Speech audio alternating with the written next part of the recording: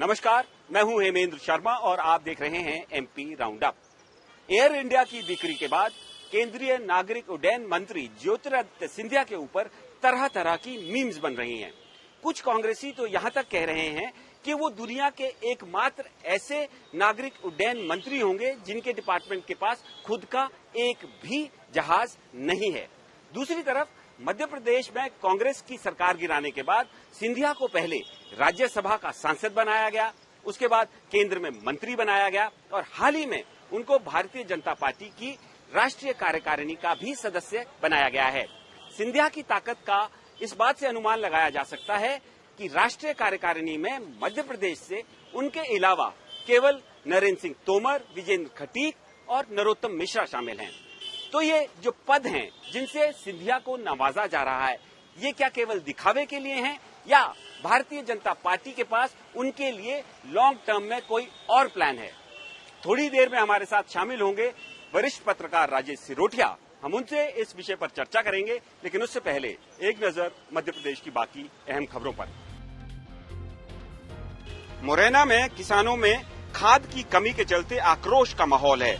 सोमवार को सबलगढ़ तहसील मंडी में परेशान किसानों ने खाद के बोरे लूटने की कोशिश की, जिसका वीडियो सोशल मीडिया पर वायरल हो रहा है। पुलिस ने हल्का बल प्रयोग करते हुए किसानों को मौके से खदेड़ तो दिया, लेकिन किसी के भी खिलाफ कोई मामला दर्ज नहीं किया गया है। घंटों लाइन में खड़े रहने के बावजूद भी किसानों को खाद नहीं मिल रही है। भिंड जिले में भी खाद की किल्लत को लेकर किसान बार बार चक्का जाम कर रहे हैं। भिंड और मेहगांव में किसान अब तक 4 बार प्रदर्शन कर चुके हैं। मेहगांव में 200 से ज्यादा किसानों के खिलाफ नेशनल हाईवे पर चक्का जाम करने के बाद एफआईआर रजिस्टर की गई है। सोमवार को भी भिंड और मेहगांव में किसानों ने चक्का जाम किया। प्रशासन का कहना है कि फिलहाल पर्याप्त मात्रा में किसानों को देने के लिए खाद उपलब्ध नहीं है। पन्ना जिले के महाराजगंज गांव में एक मोहनलाल साहू नामक व्यक्ति को भागवत कथा के दौरान प्रसाद के बर्तन को हाथ लगाने के जुर्म में आयोजकों ने न केवल जातिगत रूप से अपमानित किया, बल्कि उससे जबरदस्ती बर्तन भी धुलवाए। साहू के साथ हुए इस व्यवहार के बाद स्थानीय तेली समाज ने प्रशासन को ज्ञापन देकर कार्रवाई की मांग की है। पुलिस का कहना है कि शिकायतकर्ताओं को समझाने की कोशिश की जा रही है और पूरे मामले की जांच भी हो रही है। यदि जांच में कोई दोषी पाया जाता है तो उसके खिलाफ कार्रवाई भी की जाएगी। मध्य प्रदेश में गहराते हुए बिजली संकट के पीछे शिवराज सिंह चौहान कैबिनेट के ऊर्जा मंत्री प्रद्युम्न सिंह तोमर ने दुनिया भर में कोयले के संकट को कारण बताया है। सोमवार को प्रद्युम्न सिंह से जब बिजली समस्या के बारे में पूछा गया तो उन्होंने कहा कि चाइना में भी कोयला नहीं है, वो भी बिजली संकट से जूझ रहा है। ऐसे ही हालात राजस्थान में भी हैं। मध्य प्रदेश में 8 लाख मीट्रिक टन कोयला खरीदने के लिए टेंडर जारी किए गए हैं। रोजाना 10 रैक कोयला मध्य प्रदेश पहुंच रहा है। अब तक 35,000 मीट्रिक टन कोयला पहुंच चुका है। ऊर्जा मंत्री ने कहा कि मध्य प्रदेश के मुख्यमंत्री शिवराज सिंह चौहान जल्द ही बिजली संकट के मुद्दे को सुलझा लेंगे। और अब बारी केंद्रीय मंत्री ज्योतिरादित्य सिंधिया के भारतीय जनता पार्टी में बदलते हुए कद की। हमारे साथ मौजूद हैं senior journalist mister Rajesh Sirothia. Sir, आपका स्वागत है एमपी तक पर। सर, कुछ कांग्रेसी तो मजे ले रहे हैं और कह रहे हैं कि वो पहले ऐसे नागरिक उड्डयन मंत्री शायद दुनिया भर में होंगे जिनके डिपार्टमेंट के पास खुद का एक भी जहाज नहीं है। तो क्या सिंधिया का भारतीय जनता पार्टी में कद बढ़ रहा है कि घट रहा है? देखिए, सबसे पहली बात तो ये है कि जहां तक एयर इंडिया के बिकने या टाटा के हाथों में जाने का सवाल है, तो वो प्रक्रिया तो पहले से ही चल रही थी, नंबर 1। अब जैसे मिसाल के तौर पर आपसे कहूं कि मध्य प्रदेश में राज्य परिवहन निगम जो है, बस सड़क पर परिवहन निगम बरसों से नहीं है, लेकिन तो उससे क्या परिवहन मंत्री का कद घट जाता है क्या?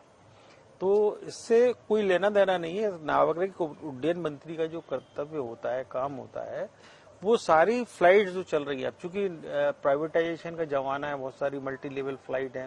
पहले तो केवल सरकारी कंपनी चलती थी जो टेक ओवर किया था टाटा से, तो तब उतना काम नहीं था, लेकिन अब ज्यादा काम है क्योंकि आपको सारी उसको रेगुलेट करना है, एयर स्ट्रिप्स बढ़ाना है, हवाई अड्डे बढ़ाना है, जो जो राजकीय विमानतल है उनको अच्छा अंतर्राष्ट्रीय सर, लेकिन करना है। दूसरी तरफ भारतीय जनता पार्टी ने पहले उनको, जब सरकार गिराई कांग्रेस की, उसके बाद पहले राज्यसभा में सांसद बनाया, थोड़ा इंतजार करना पड़ा, लेकिन वो उसके बाद केंद्र में मंत्री भी बने और हाल फिलहाल में उनको राष्ट्रीय कार्यकारिणी का भी सदस्य बनाया गया है। तो क्या आपके हिसाब से सिंधिया का लगातार भारतीय जनता पार्टी के अंदर कद बढ़ ही रहा है? देखिए, एक बात समझ लीजिए कि कोई भी पार्टी हो, आज की तारीख में पार्टी हो या कोई कारपोरेट कंपनी हो, एसेट और लायबिलिटी का सिद्धांत लागू होता है।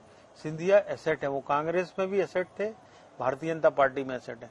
दुर्भाग्य ये है कि कांग्रेस ने उनकी जो एसेट को समझा नहीं और जो लायबिलिटी बने हुए हैं पार्टी में उनको ज्यादा तवज्जो दी एसेट के ऊपर, जिसके कारण उन्हें मजबूरन होकर पलायन करना पड़ा।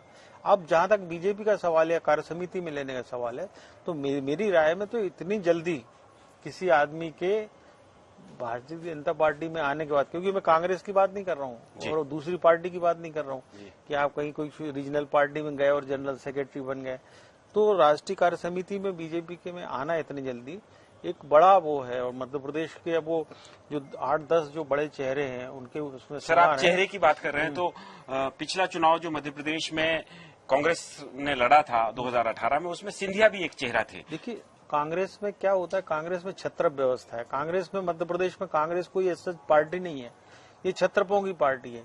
एक महाकौशल क्षेत्र के छत्रप जो है अपने कमलनाथ जी हैं, उधर अर्जुन सिंह जी हुआ करते थे, विंध्य के श्रीनिवास तिवारी हुआ करते थे, इधर ग्वालियर चंबल और मालवा में जो है सिंधिया हुआ करते थे, और दिग्विजय सिंह जो है वो काफी उनका वास्ट सर्किल है।